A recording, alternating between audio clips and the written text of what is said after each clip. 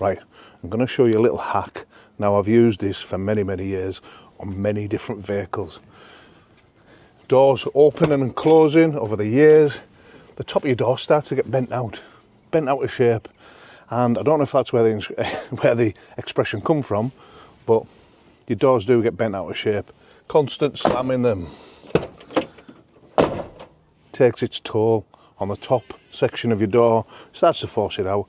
And on windy days or just over the years, you'll start to hear a little noise behind your ear.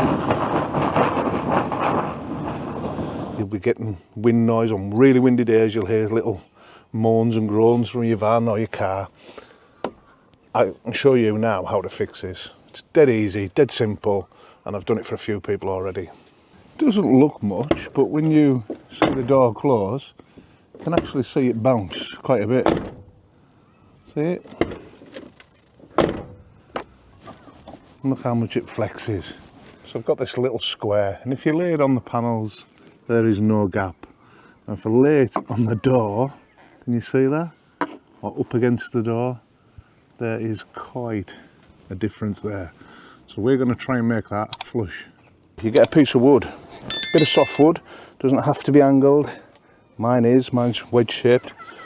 Sit it in there on the top of the doorkeeper, close the door, and with the window down, just bounce on here.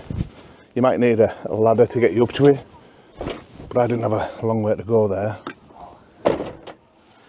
That doesn't look too bad. Let's give it another go. Oh, I think that's us there. Let's give that a check. Right, that's where we were before. Wow, I think that'll do us, don't you? Nice and flush. Happy days.